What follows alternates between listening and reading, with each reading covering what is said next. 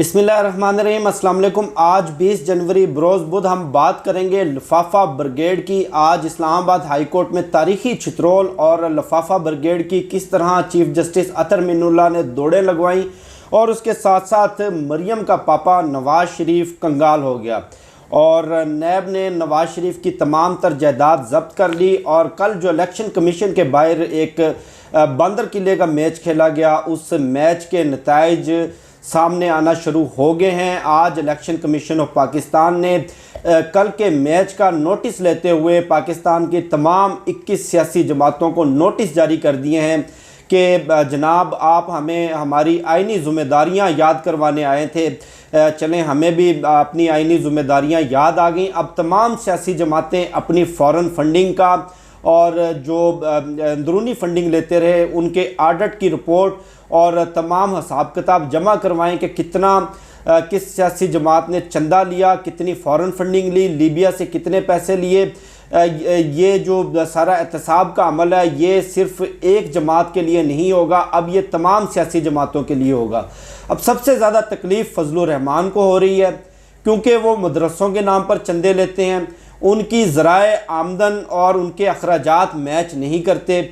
वो जो शहाना ज़िंदगी गुजार रहे हैं, जो अरबों खरबों की उन्होंने जायदादें बनाई मदरसों के चंदों के नाम पर, लीबिया से फ़ंडिंग लेकर, सऊदी अरब से फ़ंडिंग लेकर, और नवाज शरीफ जिस तरह दुनिया के टॉप दहशतगर्द अलकायदा के बानी उसामा बिन लादेन से $10 मिलियन लेता रहा, अब ये सारा कट्ठा चट्ठा खुलकर सामने आएगा।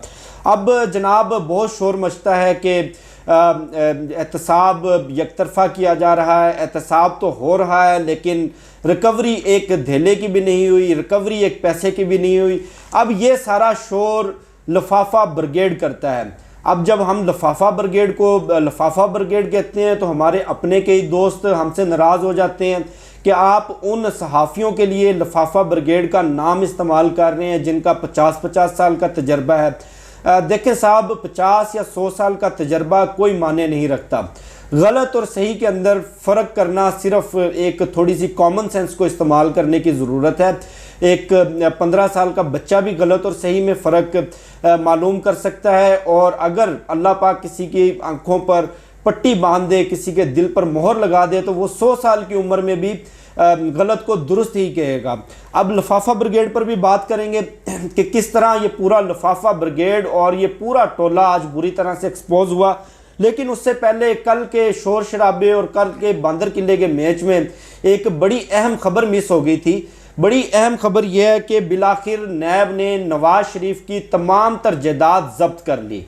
अब जो जायदादें जब्त की गई हैं उनकी तफसील सुनकर आपकी भी आंखें खुल जाएंगी। जो लोग कहते थे कि हमने एक धेले की करप्शन भी नहीं की, जो केस था वो पनामा का था, मुझे कामा पर निकाला, मेरे खिलाफ कोई करप्शन साबित ना हो सकी और ये एहतसाब के नाम पर पूरा मुल्क बंद कर दिया गया, बताएं रिकवरी कितनी हुई है। अब जनाब ये केस था गैर कानूनी प्लाटों की अलाटमेंट का, जो कि नवाज शरीफ ने बतौर वज़ीर आला पंजाब मीडिया डॉन मीर शकीलुर रहमान को अलाट किए थे।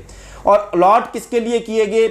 इसके इदारे जंग ग्रुप में जो वर्कर्स थे उनकी रिहाइश के लिए, चूँकि उनके सर पे छत नहीं थी, उनकी रिहाइश के लिए एक कनाल के 54 प्लाट एक ही लाइन में लाहौर के कल्ब जोहर टाउन के अंदर ये अलॉट किए गए। अब बजाय गरीब वर्कर्स को वो प्लाट देने के मीर शकीलुर रहमान ने अपने नाम करवा लिए। जब ये केस खुला तो मफरूर मुजरिम जो अपने आप को नेस्कोल मंडेला या गालबन नेल्सन मंडेला कहता है, मैं तो उसे ग्वाल मंडेला कहता हूँ, वो मुल्क से फ़रार हो गया, इश्तिहारी हो गया। अब जो शख्स इश्तिहारी हो जाता है उसके तमाम तर जो कानूनी हुकूक है वो जब्त हो जाते हैं, सल्ब हो जाते हैं, उसकी तमाम तर जायदाद को जब्त कर लिया जाता है। अब नवाज शरीफ की जायदाद जब्ती की रिपोर्ट कल लाहौर की एहतसाब अदालत में जमा करवाई गई है। नवाज शरीफ के साथ मिलकर जो 54 गैर कानूनी प्लाट की मिली भगत की थी, हदेबिया पेपर मिल जब्त कर ली गई, बहक सरकार कर्क कर ली गई, सरकारी ख़जाने में उसकी जो मलकियत के हकूक़ हैं वो चले गए सरकार के कंट्रोल में। 3 कंपनियों में नवाज शरीफ के 8 लाख से ज़ायद शेयर्स थे।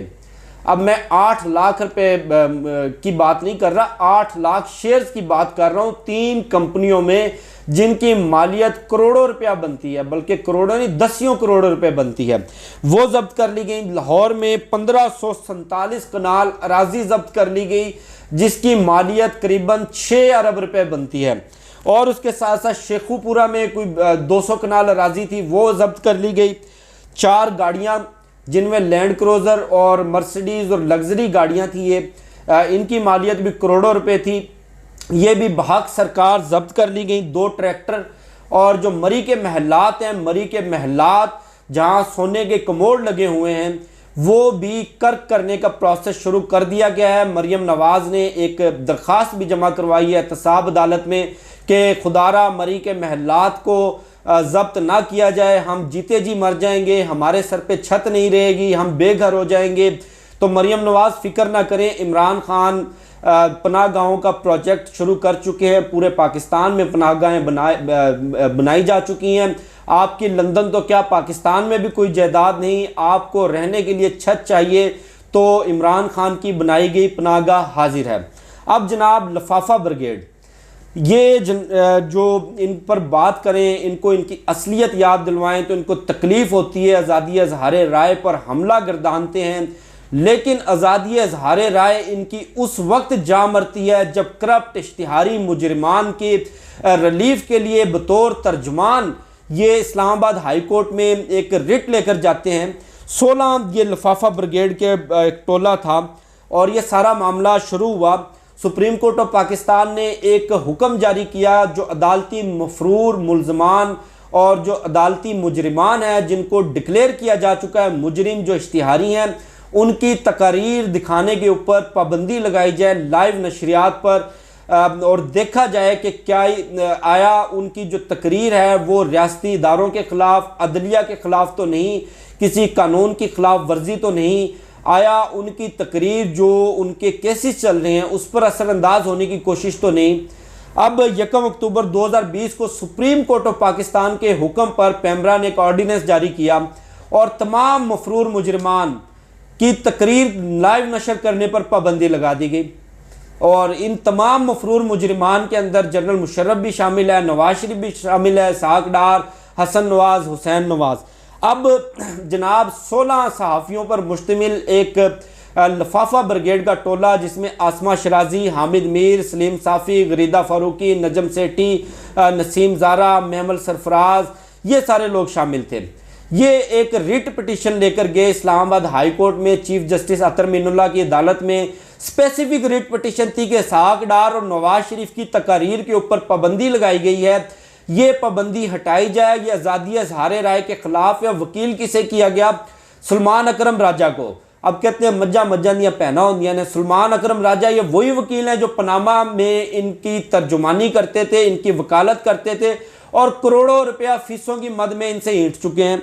अब जब ये writ chief justice Islamabad high court Athar Minallah की अदालत में गई तो उन्होंने कहा कि जनाब आप उन लोगों को बचाना चाह रहे हैं जो अदालतों की इज्जत नहीं करते, उन लोगों के तर्जुमान बनकर आप आए हैं जो अदालती अहकामात के पुरखचे उड़ाते हैं, जो पूरे सिस्टम को धोखा देकर यहाँ से मफरूर हो गए, जो अदालत से डिक्लेयर्ड इश्तिहारी हैं, जो शख्स खुद पाकिस्तान के कानून की, पाकिस्तान के आइन की, पाकिस्तान के सिस्टम की, पाकिस्तान के अदालती निज़ाम की इज्जत नहीं कर रहा, हम उसे रिलीफ कैसे दे दें?